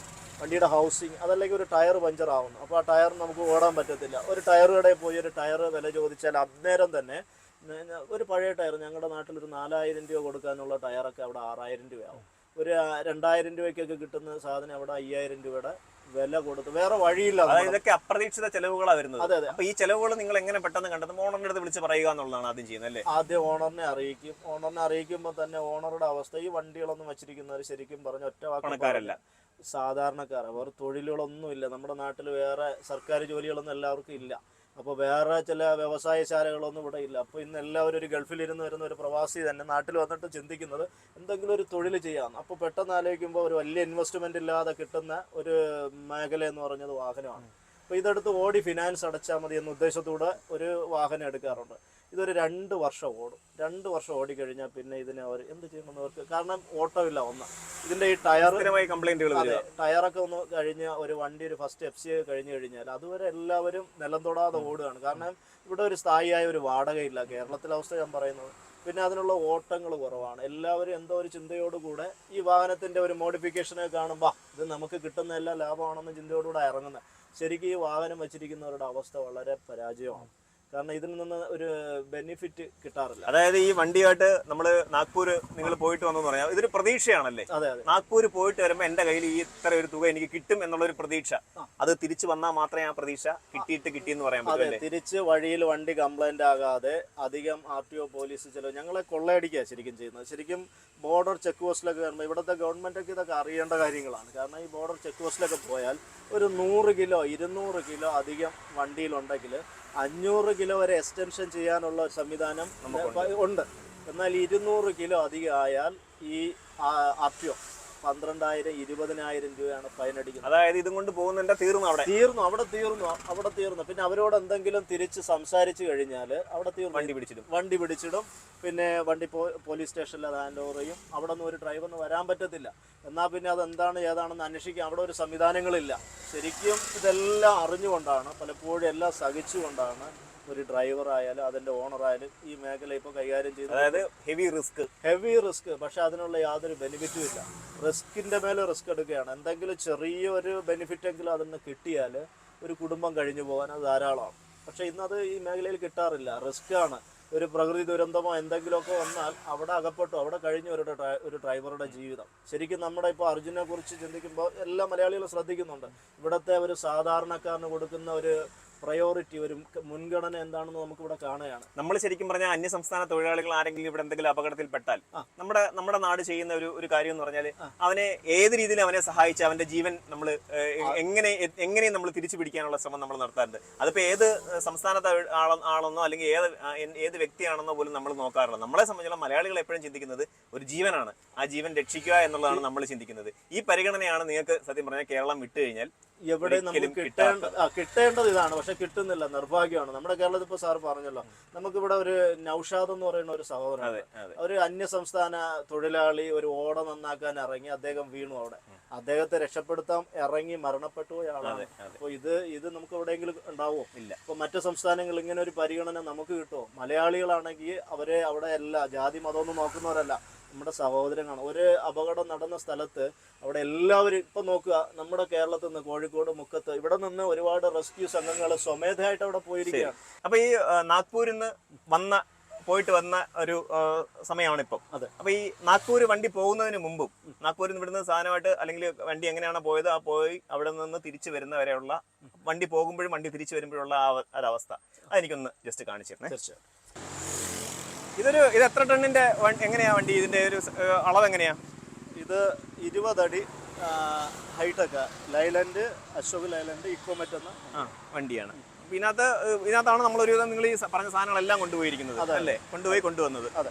അതായത് നിങ്ങൾ അങ്ങോട്ട് പോകുമ്പോൾ ഈ വണ്ടി ഏതൊക്കെ രീതിയിലാണ്, അതായത് പോയിട്ട് തിരിച്ചു എത്ര കിലോമീറ്റർ ഉണ്ട് ഇവിടുന്ന് നാഗ്പൂർ പോയിട്ട് തിരിച്ചു വരുമ്പോൾ എത്ര കിലോമീറ്ററാ? 3200 കിലോമീറ്റർ പോയി വരാൻ അപ്പ് ആൻഡ് ഡൗൺ. ഈ 3200 കിലോമീറ്റർ പോകാൻ വേണ്ടി ഇവിടുന്ന് നിങ്ങൾ എന്തൊക്കെ സാഹചര്യങ്ങൾ ഒരുക്കിക്കൊണ്ടാണ് പോകുന്നത്? വണ്ടിയുടെ ഒരു കണ്ടീഷൻ നമ്മൾ വർക്ക്ഷോപ്പിലൊക്കെ പോയി വണ്ടി എല്ലാം ഒന്ന് ചെക്ക് ചെയ്യാറുണ്ട്. ഓയില്, ഗ്രീസ് എല്ലാം ടയറൊക്കെ ഒന്ന് അടിച്ച് നിറച്ച് വണ്ടിയുടെ കണ്ടീഷൻ നമുക്ക് ഓക്കെ ആണ്. അതായത് നിങ്ങൾ നല്ല ടയർ ആയിരിക്കണം കൊണ്ടുപോകുന്നത്, അല്ലെങ്കിൽ അതിന് ഫൈൻ വേറെ വരുമല്ലേ? അതെ, നല്ല ടയർ ആയിരിക്കണം വണ്ടിയുടെ എല്ലാം. ഇത് ഇപ്പോൾ BS6 കാറ്റഗറിയിൽപ്പെട്ട വാഹനമാണ്. അപ്പോൾ ഇവിടെ ഒരു ചൂഷണം നമ്മൾ അനുഭവിക്കാറുണ്ട്. കാരണം ഈ വാഹനത്തെ വിത്തൗട്ട് പൊല്യൂഷനാണ്. കാരണം ഈ വണ്ടിക്ക് പൊല്യൂഷൻ ഇല്ല. നമ്മൾ ഈ സ്റ്റേറ്റ് വിട്ടോ നമ്മുടെ കേരളത്തോ ആയാൽ ഈ മേഖലയിലും നമ്മളെ ചൂഷണം ചെയ്യാറുണ്ട്. കാരണം ഈ പുകയില്ലാത്ത വണ്ടിക്ക് പുക ടെസ്റ്റ് എടുത്തില്ല എന്ന് പറഞ്ഞ ഒരു ഫൈനാണ്. അതെന്താണെന്ന് മനസ്സിലായി. കാരണം ഈ വാഹനത്തിന് നമുക്ക് ആഡ് ബ്ലൂ ഫില്ലിംഗ് എന്ന് പറയുന്ന ഒരു സംവിധാനമുണ്ട്. അപ്പോൾ ഒരു ഇതല്ലേ ഇതിന് മറുസൈഡ് അതൊക്കെ. അപ്പോൾ ഈ ആർട്ട് ബ്ലൂ ഫില്ലിങ്, അതായത് നമ്മളിവിടെ നിന്ന് ചെയ്ത് ഒരു 1500-2000 കിലോമീറ്റർ ഓടുന്നതിന് ഒരു 1500 രൂപയുടെ ചിലവുണ്ട്. അപ്പോൾ ഇത് അഡീഷണൽ ആയിട്ട് നമ്മൾ ഓരോ ഭാഗത്തും ഒരു വണ്ടിയുടെ RC ഓണറിന് കിട്ടാനുള്ള ഒരു വരുമാനത്തിൻ്റെ ഒരു ഭാഗമാണ് ഇത് ചിലവഴിച്ചിട്ട് പോകുന്നത്. എന്നാൽ ഇതെല്ലാം ചിലവഴിച്ചിട്ട് പോയാലും നമുക്ക് ഫൈനുണ്ട്. കാരണം ഈ വണ്ടിക്ക് നോക്കുക, നിങ്ങൾ BS6 ആണ്, ഇതിന് പുകയില്ല. ഈ പുകയില്ലാത്ത വണ്ടി പുകയുണ്ടെന്നുള്ളത് കാരണം ഫൈന്. ഇത് ഞങ്ങൾ അനുഭവിക്കുന്ന ഒരു ഇത് പറഞ്ഞവർക്ക് മനസ്സിലാവത്തില്ല. അതെന്താ ഉദ്യോഗ തലത്തിൽ അത് മനസ്സിലാവാത്തതിന്റെ കാരണം എന്താ? പൊതുവില് ഇവർ ചിന്തിക്കുന്നത് ഈ വാഹനം കൊണ്ടു നടക്കുന്ന ഡ്രൈവറിനൊന്നും വേണ്ടത്ര വിദ്യാഭ്യാസം ഇല്ല എന്ന ഒരു ചിന്ത. അവരോട് എന്ത് തന്നെ പറഞ്ഞൊന്ന് പേടിപ്പിച്ചാൽ അവരൊക്കെ പേടിച്ചു എന്നൊരു ചിന്ത. ഇപ്പൊ ഞാൻ പറയാറുണ്ട്, ഞാൻ തർക്കിച്ചിട്ടുണ്ട് RTO ഉദ്യോഗസ്ഥരോട്, ഇത് വിത്തൗട്ട് പൊല്യൂഷനാണ്. ഈ വണ്ടിക്ക് പുക വരുന്നില്ല. അതിന്റെ പേപ്പേഴ്സ് കാണിച്ചാലും മനസ്സിലാവത്തില്ല അവർക്ക്. ഈ വണ്ടി നോൺ പൊല്യൂഷൻ വെഹിക്കിൾ എന്ന് പറഞ്ഞത് RC ബുക്കിന്റെ ഡീറ്റെയിൽസ് ഉണ്ടല്ലോ, അതിൽ തന്നെ എഴുതിയിട്ടുണ്ട്. അതിന് സെപ്പറേറ്റ് പേപ്പറുണ്ട്, നോൺ പൊല്യൂഷൻ വെഹിക്കിൾ. അപ്പോൾ ഈ വണ്ടിക്ക് പൊല്യൂഷൻ ഇല്ലെന്നാണ്. അപ്പോൾ ഈ വണ്ടിക്ക് പൊല്യൂഷൻ വരാതിരിക്കാനാണ് നമ്മൾ ഈ ആർട്ട് ബ്ലൂ ഫില്ല് ചെയ്യുന്നത്. ഓക്കെ. നമ്മുടെ ഈ അർജുൻ്റെ വണ്ടിയുടെ ഭാരത് ബെൻസ് എന്ന് പറഞ്ഞ വണ്ടിയുടെ ക്യാബിൻ ഭയങ്കര സേഫ് ആണെന്ന് ആണ് അവർ പറയുന്നത്, പൊതുവെ അവകാശപ്പെടുന്നത്. അതുപോലെ ശരിക്കും സത്യത്തിൽ ആ വണ്ടികൾ സേഫ് ആണോ? അതിൻ്റെ ഒരു ക്യാബിൻ സ്ട്രോങ് എന്നാണ് പൊതുവെ ഞാനും കേട്ടിട്ടുള്ളത്. ആ വണ്ടി ഭാരത് ബെൻസ് വണ്ടി എന്തുകൊണ്ടും മെച്ചപ്പെട്ട പെർഫോമൻസ് ആണ് കൊടുത്തിട്ടിരിക്കുന്നു എന്നുള്ളത്. ഈ വണ്ടികൾക്കൊന്നും അതില്ല. ഈ വണ്ടിക്ക് ഇല്ല എന്നല്ല, ഈ വണ്ടി അതിൻ്റെതായ പെർഫോമൻസ് കൊടുക്കുന്നുണ്ട്. ഈ വണ്ടിക്ക് പുതിയ വണ്ടികളാകുമ്പം പഴയ വണ്ടികളാകുമ്പോൾ അതിൻ്റെതായ കാലപ്പഴക്കമുണ്ട്. പുത്തൻ വണ്ടികളാകുമ്പോൾ അതിന്റെ പെർഫോമൻസ് കുറച്ചുകൂടെ സ്ട്രോങ് ആയിരിക്കും. ക്യാബിനൊക്കെ നിങ്ങൾ അത്യാവശ്യം നിങ്ങൾ സേഫ് ആയിട്ട് നിങ്ങൾ ഒരു ഇടിയൊക്കെ വന്നാലും ഒരു ഇടിയെ കിട്ടിയാലും അത്യാവശ്യം നിങ്ങൾ സേഫ് ആയിരിക്കും അല്ലേ? അത്യാവശ്യം സേഫ് എന്ന് പറയാനാവത്തില്ല, എങ്കിലും ഒരുവിധം നമുക്ക് സേഫ് തന്നെയാണ്. പിന്നെ നമുക്കൊക്കെ ഈ കിടന്ന് വിശ്രമിച്ച് യാത്ര ചെയ്യാനുള്ള സൗകര്യങ്ങളൊക്കെ ഇപ്പോഴത്തെ ഭാരത് ബെൻസിനായാലും ഈ ലൈലൻഡിന്റെ മറ്റു വാഹനത്തിനായാലും ടാറ്റയുടെ വാഹനത്തിനും ഉണ്ട്. ഓക്കെ. അപ്പോൾ അതായത് ഈ വണ്ടി കണ്ടീഷൻ ഏറ്റവും പെർഫെക്റ്റ് ആക്കി ഇവിടുന്ന് കൊണ്ടുപോകുക, അതിനൊരു ചിലവ് എന്തായാലും ഉണ്ടാകും. ഈ 3200 കിലോമീറ്റർ കഴിഞ്ഞ് തിരിച്ചു വരുമ്പോൾ ഈ ചെയ്ത കാര്യങ്ങളെല്ലാം വീണ്ടും അടുത്ത ട്രിപ്പിലേക്ക് തയ്യാറെടുക്കുമ്പോൾ വീണ്ടും ചെയ്യുക എന്നുള്ളതാണല്ലേ? ഇപ്പൊ സാറ് ചോദിച്ച നല്ലൊരു ചോദ്യമാണ്. ഈ വണ്ടി ഇപ്പൊ പുതിയ വണ്ടിയാണ്, നിങ്ങളിതാ കാണുന്നു, BS6 വണ്ടിയാണ്. ഇപ്പൊ ഈ ലോങ് പോകുന്ന ഏതൊരു വണ്ടിയും പഴയ വണ്ടി പോകാറില്ല. ഇപ്പൊ ഈ പുത്തൻ വണ്ടി ഇപ്പൊ ഈ മാസത്ത് ഇറങ്ങി അടുത്ത മാസം ഇപ്പോൾ ജയ്പൂരോട്ട് പോവുകയാണ്. ഇപ്പോൾ ഞങ്ങൾ ഈ കർണാടകയോ മഹാരാഷ്ട്രയോ തമിഴ്നാട് ചില ഭാഗത്തോട്ടോ ചെന്നാൽ ഈ വാഹനത്തിനൊരു മെക്കാനിക്കൽ ഫൈൻ വരാറുണ്ട്. അപ്പോൾ നിങ്ങളൊന്ന് ചിന്തിക്കുക, ഈ പുതിയ വാഹനത്തിന് എവിടുന്നാ മെക്കാനിക്കൽ കംപ്ലൈന്റ് വരുന്നത്? അത് എന്തെങ്കിലും ഒരു കാരണം കണ്ടെത്തി ഒരു ഫൈൻ ഈടാക്കുന്ന നടപടി. പക്ഷെ ഇതേക്കുറിച്ച് ചോദ്യം ചെയ്യാൻ ഇവിടുത്തെ ഗവൺമെന്റ്, അതായത് ഏതൊരു ട്രിപ്പിലും നിങ്ങൾക്ക് ഫൈൻ ഉണ്ടാകും. ഇപ്പൊ നാഗ്പൂർ പോയിട്ട് വന്നപ്പോഴും ഒരു ഫൈൻ ഉണ്ടായി. അതായത് അവര് നോ എൻട്രി എന്നാ, ഞാൻ നോ എൻട്രിയിലൊന്നും കയറിയില്ല. ശരിയായിട്ട് നമ്മൾ പോകുന്ന ഭാഗത്തോടെ എന്നാൽ അവർ അയച്ചിരിക്കുന്ന നോ എൻട്രി, വണ്ടിക്ക് 1000 രൂപ ഫൈൻ. അതിപ്പോ നമ്മുടെ കേരളത്താലും അതിന് ഒഴിവില്ല.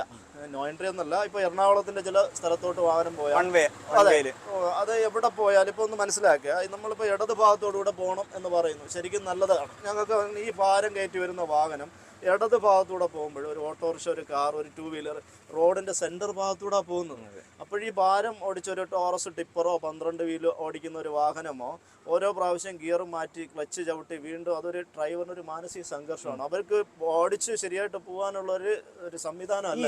അതുപോലെ ഇതിന്റെ ഈ മിററിന് നമുക്ക് എത്രത്തോളം ഈ സൈഡ് വ്യൂ മിറേഴ്സ് നമുക്ക് അടുത്തുള്ള ബൈക്കുകളോ സ്കൂട്ടറുകളോ ചെറിയ കാറുകളോ ഒക്കെ എങ്ങനെ കാണാൻ പറ്റും? കാരണം കഴിഞ്ഞ ദിവസം നമ്മളൊരു ടോളിലൊരു വണ്ടി ബാക്ക് എടുത്തപ്പോൾ, ഒരു ലോറി ബാക്ക് എടുത്തപ്പോൾ ഒരു കാറിനെ ഇടിച്ചു കൊണ്ടുപോകുന്ന കണ്ട്. അങ്ങനെ ഒരു വീഡിയോ നമ്മൾ കഴിഞ്ഞ ദിവസങ്ങളിൽ കണ്ടു. അപ്പോൾ നിങ്ങൾക്ക് ശരിക്കും പറഞ്ഞാൽ ഈ ഒരു സൈഡ് മിററിലൂടെ നിങ്ങൾക്ക് എത്ര വരെയുള്ള ആൾക്കാരെ കാണാൻ പറ്റും? ഏത് രീതിയിൽ വന്നു കഴിഞ്ഞാൽ സൈഡ് മിററിൽ ഏറ്റവും പുറകിൽ ആ ഭാഗത്ത് ഇടത് വലത് ഈ ഭാഗത്ത് ഏതൊരു വസ്തു ഉണ്ടെങ്കിലും ഏതൊരു ചെറിയ ഒരു പക്ഷെ തൊട്ടടുത്താണെങ്കിൽ കാണാൻ പറ്റത്തില്ല. കാണാം. അതിനുള്ള സംവിധാനമാണ് ഇതാണ്ട. ഇതിപ്പോഴുള്ള എല്ലാ വണ്ടിക്കും ഉണ്ട്. ഈ ഭാഗത്ത് ഒരു വണ്ടി വന്ന് നിന്നാലും ഈ ഗ്ലാസ് വഴി നമുക്ക് കാണാം. നിങ്ങൾ അത് തീർച്ചയായിട്ടും ശ്രദ്ധിക്കും. എല്ലാ ഡ്രൈവറും അതുകൊണ്ട് ഇപ്പൊ അപകടങ്ങൾ ഒരുപാട് കുറഞ്ഞിട്ടുണ്ട്. തീർച്ചയായിട്ടും ഈ സിസ്റ്റം, അതായത് ഇപ്പോഴുള്ള BS6 വാഹനങ്ങൾക്ക് ഇങ്ങനെ ഒരു സംവിധാനമുണ്ട്. അതുപോലെ തന്നെയാണ് ഈ ഭാഗം. ഈ ഭാഗത്ത് ഒരു വാഹനം നിന്നാൽ ഇതുവഴി കാണാം. അപ്പൊ നിങ്ങൾ ഒരുപാട് ശ്രദ്ധിക്കണമല്ലേ? നിങ്ങളുടെ കണ്ണ് ഇങ്ങനെ കറങ്ങി എത്തണം അല്ലേ? അതായത് ഒരു driver steering, clutch, accelerator പെടല്, road, ഇത് മാത്രമല്ല ഈ ഭാഗം എല്ലാം ശ്രദ്ധിച്ചിട്ടാണ് ഒരു വാഹനം ഓടിക്കുന്നത്. ഒരിക്കലും ഡ്രൈവറിന്റെ അശ്രദ്ധ കൊണ്ട് ഇന്ന് എപ്പോഴും ഒരു അപകടം നടന്നാൽ ആദ്യം മാധ്യമങ്ങൾ തന്നെ പറയുന്നത് അമിത വേഗത. ഇതൊരു പദമായിട്ട് മാറിയിരിക്കുന്നു. ശരിക്കും മനസ്സിലാക്കുക, ഒരു ടിപ്പറുകളായാലും അത് ലോഡും കൊണ്ട് അമിത വേഗത്തിൽ ഓടാൻ കഴിയില്ല. അതൊരു MVDക്ക് മനസ്സിലാവും. കാരണം പൊതുജനങ്ങൾ ചിലർ ഇതിനെക്കുറിച്ച് യാതൊരു മാധ്യമങ്ങളും പലപ്പോഴും തെറ്റിദ്ധരിക്കപ്പെടുത്താറുണ്ട്. ഓക്കെ, അത് ശരിയായിരിക്കാം. ചിലപ്പോൾ അങ്ങനെയൊക്കെ ആദ്യം പഴിചാരുക ഒരു പക്ഷേ ഈ വലിയ വാഹനം ഓടിച്ചുകൊണ്ട് നമ്മുടെ കേരളത്തിലും ചില ബുദ്ധിമുട്ടുകളൊക്കെ എപ്പോഴും ഉണ്ടാകാറുണ്ട്. കാരണം ഈ വാഹനങ്ങൾ നമ്മൾ എവിടെയെങ്കിലും കൊണ്ടങ്ങ് പാർക്ക് ചെയ്തിട്ട് പോകാറില്ല. കാരണം ഇതൊരു ടാർഗറ്റ് പോലെയാണ്. കാരണം ഈ വാഹനം കൊണ്ടു നടക്കുന്നവർക്ക് ഇതുകൊണ്ടൊരു പ്രയോജനമില്ല. എന്നിരുന്നാലും പോലീസുകാർ രാവിലെ തന്നെ അങ്ങനെ ജീപ്പിലിരുന്ന് ഇങ്ങനെ ഒരു വീഡിയോ എടുത്ത് പോകാറുണ്ട്. പോയി അങ്ങ് ഫൈൻ എഴുതി വിടുകയാണ്. ഇപ്പൊ തന്നെ ഈ വാഹനത്തിന് ഒത്തിരി ഫൈനുകൾ. ഇതൊന്നും ഒരു പക്ഷേ ഒരു ടാർഗറ്റ് അച്ചീവിന്റെ ഭാഗമായിരിക്കും. എന്തായാലും ഓൾ ഇന്ത്യ പെർമിറ്റിൽ ഒരു വാഹനം അങ്ങ് ഓടിക്കുകയാണ്. അങ്ങിപ്പോൾ നാഗ്പൂരിൽ നിന്ന് മടങ്ങി വന്നിരിക്കുകയാണ്. ഒരു കുറേ ദിവസത്തിന് ശേഷം കുടുംബത്തിലേക്ക് എത്തുകയാണല്ലേ? കുടുംബത്തെ കാണാനുള്ളൊരു തയ്യാറെടുപ്പിലുമാണ്. ഒരുപാട് നാളുകൾ എനിക്ക് തോന്നുന്നു അവർ വിളിച്ചുകൊണ്ടിരിക്കുന്നുണ്ടായിരുന്നു തോന്നുന്നു. തീർച്ചയായും. എന്തായാലും ഒരു ലോറി ഡ്രൈവറുടെ ജീവിതം ഇങ്ങനെയാണ് എന്ന് മനസ്സിലാക്കി തന്നത് ഒരുപാട് നല്ല കാര്യമാണ്. കാരണം എന്ന് പറഞ്ഞാൽ ഒരുപാട് പേര് അറിയേണ്ട ഒരു കാര്യമാണിത്. എങ്ങനെയാണ് ഒരു ഡ്രൈവറിന്റെ ജീവിതം? ഒരു പക്ഷേ നിങ്ങളുടെ സഹോദരങ്ങൾ പോലും ഈ വീഡിയോ കാണുമ്പോൾ അവർക്ക് ചിലപ്പോൾ സന്തോഷം. കാരണം ഞങ്ങൾ അനുഭവിക്കുന്ന വിഷമങ്ങൾ ഇതൊക്കെയാണ്. ഇത് പൊതുജനങ്ങളൊന്നും അറിയട്ടെ, ലോകം അറിയട്ടെ, അല്ലെങ്കിൽ എല്ലാവരും അറിയട്ടെ എന്ന് തോന്നിയ ആ ഒരു ചിന്ത വളരെ സന്തോഷമുണ്ട്. ഒരുപാട് കാര്യങ്ങൾ പറഞ്ഞു, ഒരുപാട് വിഷമങ്ങൾ പറഞ്ഞു. പരിഹരിക്കാൻ പറ്റുന്ന വിഷമങ്ങളൊക്കെ ആണെങ്കിൽ തീർച്ചയായിട്ടും ഇത് കാണുന്ന ഉദ്യോഗസ്ഥർ അല്ലെങ്കിൽ അധികാരികൾ ഇത് കാണട്ടെ, അവർക്ക് പരിഹരിക്കാൻ ഗവൺമെന്റ് ഇത് കാണട്ടെ.